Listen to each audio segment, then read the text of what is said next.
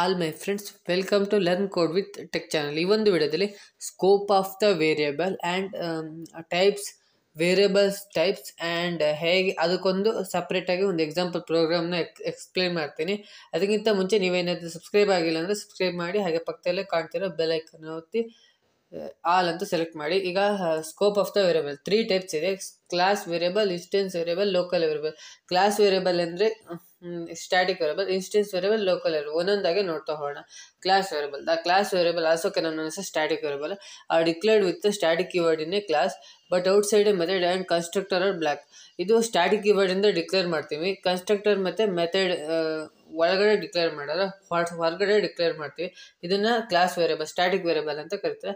Static variable declared ಆಬ್ಜೆಕ್ಟ್ನ create ಮಾಡುತ್ತೆ ಮತ್ತು ಅದೇ ಆಬ್ಜೆಕ್ಟ್ನ ಡಿಸ್ಟ್ರೈಡ್ ಮಾಡುತ್ತೆ ಮತ್ತು ಎಕ್ಸಿಕ್ಯೂಟ್ ಮಾಡುತ್ತೆ. ಕ್ಲಾಸ್ ವೇರಿಯಬಲ್ ಡಿಫಾಲ್ಟ್ ವ್ಯಾಲ್ಯೂ ಆಗಿರುತ್ತೆ. For numbers the default value is 0. For Booleans it is false for the object reference to the null. ಈ ಥರ ಇರುತ್ತೆ. ಸೊ ಇದು ಮತ್ತೇನಂದರೆ access modifier can be given for static variable. Access modifier ಇರುತ್ತಲ್ಲ, ಅಂದರೆ data type ಹಿಂದೆ static ಅಂತ ಇರುತ್ತೆ. ಓಕೆ, ನೆಕ್ಸ್ಟ್ ಏನು, the class variable are visible for all methods and constructor and block in the class. The class variable ಇರುತ್ತಲ್ಲ, ಅಂದರೆ static variable ಎಲ್ಲ ಕಡೆನೂ ವಿಸಿಬಲ್ ಆಗಿರುತ್ತೆ, ಕನ್ಸ್ಟ್ರಕ್ಟರ್ ಮತ್ತು ಬ್ಲ್ಯಾಕಲ್ಲಿ. Static variable can be accessed by the calling with the class name and variable. ಇದು static variable ಇರುತ್ತಲ್ಲ, so ಅದನ್ನು ಕ್ಲಾಸ್ ನೇಮು ಮತ್ತು ವೇರಿಯಬಲ್ ನೇಮಿಂದ ಅದನ್ನು ಕಾಲ್ ಮಾಡ್ಬೋದು. ನೆಕ್ಸ್ಟ್ ಬರೋದು instance variable.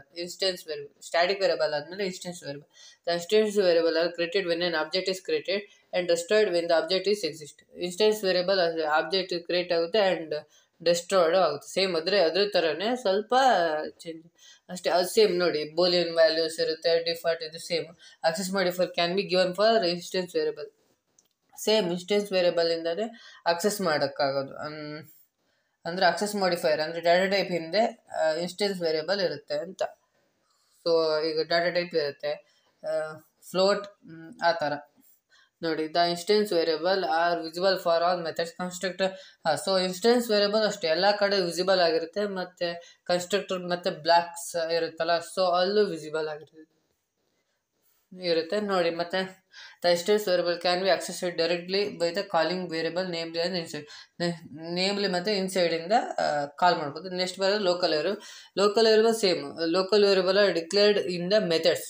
Local variable declared in the methods constructor or block. ಅಂದರೆ local ವೇರಿಯಬಲ್ನ ಡಿಕ್ಲೇರ್ ಮಾಡೋದು ಮೆಥಡ್ಸ್ ಅಥವಾ ಕನ್ಸ್ಟ್ರಕ್ಟರ್ ಅಥವಾ ಬ್ಲಾಕ್ ಇಂದ. ಅಂದರೆ ವಾಯ್ಡ್ ಡಿಸ್ಪ್ಲೇ, ಸ್ಟೂಡೆಂಟ್ ಅನ್ನೋದು ಸೇಮ್ ನೇಮ್ ಇರ್ತಾರೆ, ಆ ಥರ ಕನ್ಸ್ಟ್ರಕ್ಟರ್ ಒಳಗಡೆ ಡಿಸ್ಪ್ಲೇ ಮಾಡ್ತೀವಲ್ಲ ಅದನ್ನು ಇದು ಅಂತೀವಿ. Next local variable are created when an object is same. ಅದೇ ಅಲ್ಲಿ ಏನಿತ್ತು ಅದೇ ಇದು, ಅದನ್ನೆಲ್ಲ ಎರಡೆರಡು ಸತಿ ಹೇಳೋಕ್ಕೆ ಹೋಗಲ್ಲ. ಸೊ ಅದಕ್ಕೆ ಸೇಮ್ ಅದೇ ಥರ ಸ್ವಲ್ಪ ಅಷ್ಟೇ ನೋಡಿ ಅನಿಸುತ್ತೆ. ಇದೆಲ್ಲ ನೋಟ್ಸ್ ನಾನು ಟೆಲಿಗ್ರಾಮ್ ಚಾನಲ್ ಹಾಕಿರ್ತೀನಿ, ಡಿಸ್ಕ್ರಿಪ್ಷನಲ್ಲಿ ಲಿಂಕ್ ಕೊಟ್ಟಿದ್ದೀನಿ.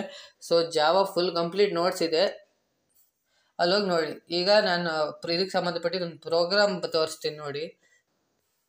ಇಲ್ಲಿ static variable, instance variable, local variable, scope of the variable ಎಲ್ಲಿ ತನಕ ಇರುತ್ತೆ ಅಂತ. ಕ್ಲಾಸ್ ಸ್ಕೋಪ್ ಅಂತ ಕೊಟ್ಟಿದ್ದೀನಿ, ಸ್ಟ್ಯಾಟಿಕ್ ಫೈನಲ್ ಡಬಲಲ್ಲಿ ತೊಗೊಳ್ತಿದ್ದೀನಿ. ಇದು ನಾನೇನಂದರೆ ಏರಿಯಾ ಆಫ್ ಅ ಸರ್ಕಲ್ನ ಫೈಂಡ್ ಔಟ್ ಮಾಡ್ತಾಯಿದ್ದೀನಿ. ಸೊ ಅದಕ್ಕೆ ಡಬಲಲ್ಲಿ ಪೈ = 3,142 ಪೈ ವ್ಯಾಲ್ಯೂ ತೊಗೊಂಡಿದ್ದೀನಿ, ಡೈರೆಕ್ಟಾಗಿ ಅಸೈನ್ ಮಾಡ್ತಿದ್ದೀನಿ ನೋಡಿ. ಫಸ್ಟು ಅದು ಇರುತ್ತಲ್ಲ, ಅದು static variable, static keyword use ಮಾಡಿದ್ದೀನಿ. ಇಂಟ್ ಆರ್ = ಇನ್ಸ್ಟೆನ್ಸ್ ವೇರಿಯಬಲ್, ಅದು ವಾಯ್ಡ್ ರೀಡ್ ಅಂತ ಬರ್ತೀನಿ. ಆರ್ = 5 ಅಂತ ಅಸೈನ್ ಮಾಡ್ತಿದ್ದೀನಿ ಡೈರೆಕ್ಟಾಗಿ. ವಾಯ್ಡ್ ಡಿಸ್ಪ್ಲೇ ಯಾವುದೇ ರೀತಿ ವಾಯ್ಡ್ ಡಿಸ್ಪ್ಲೇ ಹೊರಗಡೆ ಡಬಲ್ ಸಿ ಪೈ × r ಇದು ಫಾರ್ಮುಲಾ ಅಲ್ಲ, ಸೊ ಫಾರ್ಮುಲಾ ಬರೀತೀನಿ. System out of principal area of a circle plus C assign ಮಾಡಿರ್ತೀವಲ್ಲ, ಅದು ಏರಿಯಾ ಫೈಂಡ್ ಔಟ್ ಆಗುತ್ತೆ. ಈಗ ಫಸ್ಟ್ನೇ ನೋಡಿ, ಅಲ್ಲಿ ಇನ್ಸ್ಟೆನ್ಸ್ ವೇರಿಯಬಲ್, ಇದು ಲೋಕಲ್ ವೇರಿಯಬಲ್. ನಾ ಹಾಗೆ ಹೇಳಿದ್ನಲ್ಲ, ಮೆಥಡ್ಸ್ ಅಥವಾ ಕನ್ಸ್ಟ್ರಕ್ಟರ್ ಒಳಗೆ ಬರೀತೀವಿ. ಇದು ವಾಯ್ಡ್ ಡಿಸ್ಪ್ಲೇ ಅನ್ನೋದು ಒಂದು ಮೆಥಡ್ಸ್ ಅಲ್ಲ, ಸೊ ಅಲ್ಲಿ ಬರೆದಿದ್ದೀವಿ. ಇದು ಲೋಕಲ್ ವೇರಿಯಬಲ್. ಈಗ ನಿಮಗೆ ಡಿಫ್ರೆನ್ಸ್ ಎಲ್ಲ ಕ್ಲೀನಾಗಿ ಗೊತ್ತಿರುತ್ತೆ. Static variable, instant variable, constructor ಮತ್ತು ಎಲ್ಲದರಿಂದ ಔಟ್ ಆಫ್ ಆಗಿರುತ್ತೆ. ಇದು ಯಾವುದು ಲೋಕಲ್ ವೇರಿಯಬಲ್, ಕನ್ಸ್ಟ್ರಕ್ಟರ್ ಮತ್ತು ಮೆಥಡ್ಸ್ ಒಳಗಡೆ ಇರುತ್ತೆ. ಓಕೆ, ಸೊ ಈಗ ಅರ್ಥ ಆಗಿದೆ ಅಂತ ಅಂದ್ಕೊಳ್ತೀನಿ. ನೆಕ್ಸ್ಟ್ ಮೈನ್ ಮೆಥಡ್ನ ಬರೆದಿದ್ದೀನಿ, ಕ್ಲಾಸ್ ಟೆಸ್ಟ್ ಅಂತ. ಈಗ ಆಬ್ಜೆಕ್ಟ್ನ ಕ್ರಿಯೇಟ್ ಮಾಡಿ ಅದನ್ನು ಕಾಲ್ ಮಾಡಬೇಕಲ್ಲ. ಸೊ ಬಿ ಅಂತ ವೇರಿಯಬಲ್ ತೊಗೊಂಡಿದ್ದೀನಿ, ಆಬ್ಜೆಕ್ಟ್ ಕ್ರಿಯೇಟ್ ಮಾಡ್ತಿದ್ದೀನಿ. ಬಿ ಡಾಟ್ ರೀಡ್ ಅಂತ ತೊಗೊಂಡಿದ್ದೀನಿ. Typing mistake.